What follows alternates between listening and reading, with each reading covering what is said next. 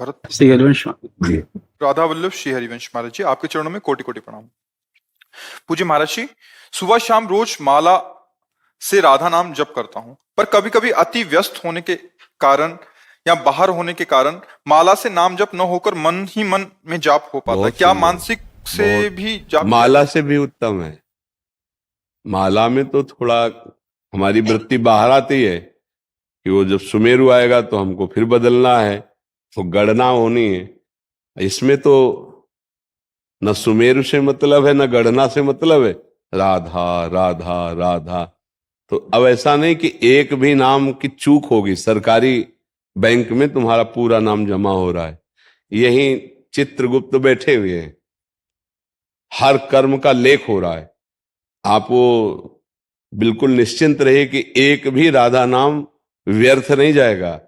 माला से जपो, काउंटर से जपो या ऐसे जपो, वो आपका परम मंगल करेगा। और मानसिक जाप तो और उत्तम माना गया है कि हम बाहरी सेवाएं कर रहे हैं। देखो, गोपी जनों ने भगवान को जो अपने प्रेम में अधीन किया, उसका कारण ये था। वो लीप रहे हैं घर में, भागवत में पढ़ के देखना, पर उनका नाम चल रहा है श्री कृष्ण, और याद में है श्री कृष्ण की।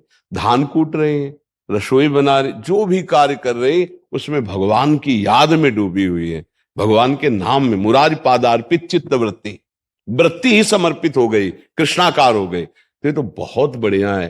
देखो, गृहस्थी में ज्यादातर बैठकर भजन करने की बातें कम है, उसमें सुबह से लेकर शाम तक आपको क्रियारत रहना है। आप स्कूल जा रहे हैं, आप रास्ते में नाम जप कीजिए, छुट्टी हो गई लौटते समय नाम जप कीजिए।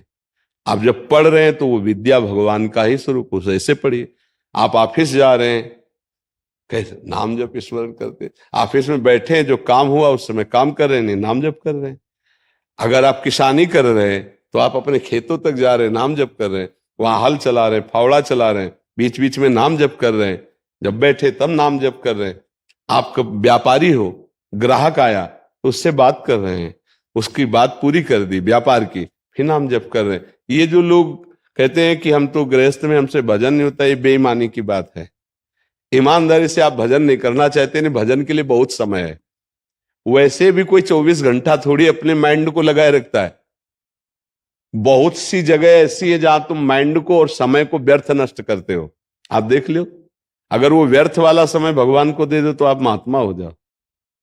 24 घंटे में हर समय आप कार्यरत नहीं रहते, हर समय क्रियारत नहीं, हर समय आप, तो जो समय आप खिलवाड़ में, मनोरंजन में, व्यर्थ की बातों में देते हैं। अब जैसे गांव में देखा, ताश खेल रहे हैं, अब पत्ते वाला वो जो खेल रहे हैं, अब क्या लेना देना, व्यर्थ का समय नष्ट कर रहे हो।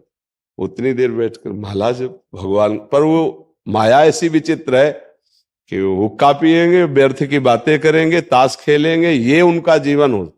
लेकिन अगरबत्ती लगा करके वो बैठकर नाम जप करे, भगवत चर्चा करे, ये बड़ा दुर्लभ विषय है। तो गृहस्थी में जिनको लगता है भजन नहीं होता, गलत बात है।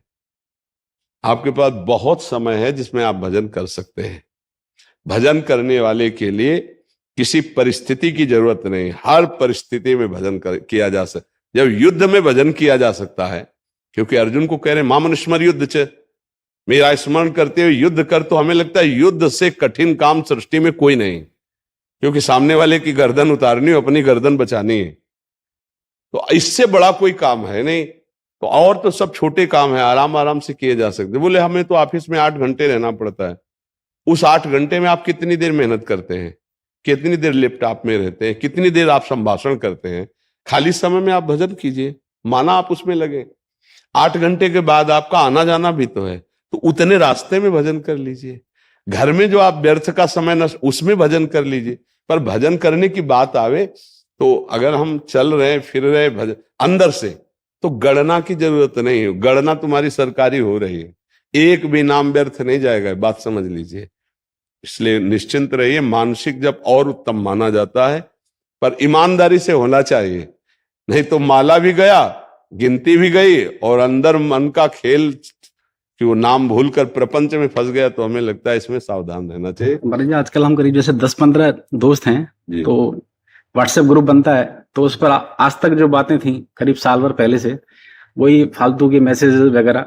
अभी महाराज जी ग्रुप बनाया हमने, उस पर केवल और केवल राधा नाम के अलावा कोई बात नहीं होती। बहुत सुंदर है, बहुत सुंदर है। सत्संग की बातें आपस में करो, आज ये सत्संग में सुना, आज ये सत्संग में सुना, तो उससे बोधयंता परस्परम भगवान कहते हैं, इससे भगवान की कृपा मिलती है। जैसे हम चार बैठ गए और भगवान की चर्चा करते हैं कि आज सत्संग में ये बात सुनी, आपको कैसा लगेगा अगर ये बात अपने जीवन में धारण करें? देखो हमने तो शुरुआत की, आप भी शुरुआत कीजिए अपने मित्रों से, अपने कि अगर हम ऑफिस की तरफ जा रहे हैं और हम नाम जप कर रहे हैं तो ऐसे समय में नाम जप करें तो बहुत बढ़िया लाभ रहेगा।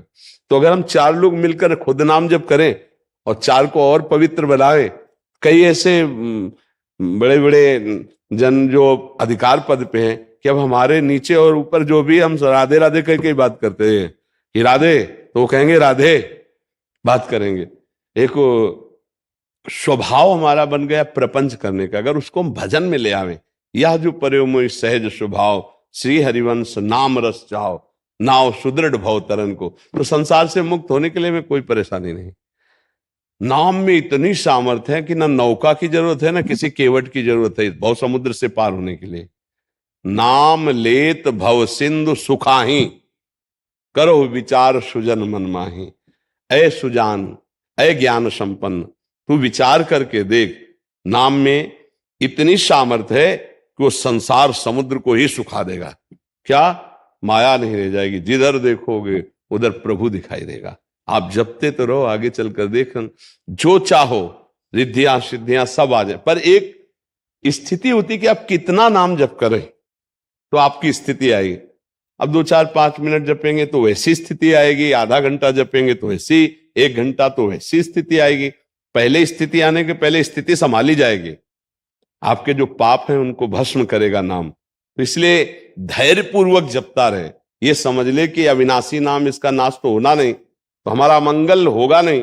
अब हमको नाम को नहीं छोड़ना है, फिर आगे परिणाम बहुत सुंदर है, बहुत अच्छा है जी। कि विपत्ति में ज्यादा कृपा होती है जी, तो हम लोग नहीं समझते। महाराज जी क्या कहते हैं, कृपा तो अनुकूलता में रहेगी, अनुकूलता में हमारा ध्यान रहेगा, प्रतिकूलता में नहीं। लेकिन अब अभी 2 4 दिन से समझ में आया कि वास्तव में आपने कहा जितनी प्रतिकूलता होगी, जितनी नहीं हो तो विपत्ति मांगो, तो विपत्ति में ही, वास्तव में विपत्ति में ही ठाकुर कृपा विशेष हो, उसमें पूर्ण अहम समर्पित हो जाता है, पूर्ण शरणागति हो जाती विपत्ति में। अनुकूलता में साधक उसका भोग करने के कारण, अनुकूलता भोग करने के कारण वो अहम सुरक्षित रखता है। लेकिन जब प्रतिकूलता होती है तब वो दैन्य भाव से अहम प्रभु के चरणों में कि अब तो किसी काम के नहीं रहे, अब आप देख लीजिए, आप देख लीजिए, अब मेरे में कोई साधन बल भी नहीं रह गया, साधन करने योग्य भी नहीं रह गए, हे नाथ केवल आपकी अब कृपा का भरोसा है। यही पूर्ण शरणागति होती है, पूर्ण शरणागति ही भगवत प्राप्ति है। हाँ, द्रौपदी जी जब तक अनुकूल परिस्थिति रही तब तक नहीं समझ पाई कि हमारी शरणागति में कितनी कमजोरी है, और जब भारी प्रतिकूलता आई और कोई साथ देने वाला नहीं, न पति न भीष्म जैसे महापुरुष, और फिर अपने हाथों का बल भी नहीं, दांतों का बल भी नहीं, तब आखिरी में पूर्ण शरणागति, हे गोविंद द्वारिका वासिन। तो यही विपत्ति शरणागति पुष्ट कराई। जैसे गजेंद्र जब तक अपना बल रखता रहा, भगवान को नहीं पुकारा, जब सब छूट गया, अपना बल भी काम नहीं, तब पुकारा हे हरि। तो ये जो विपत्ति है ये अहम का समर्पण करवाती है। हाँ हाँ, तो ये भगवान की कृपा से हमें विपत्ति रूपी जो प्रसाद मिलता है उसका आनंद पूर्वक स्वागत करना चाहिए। हाँ।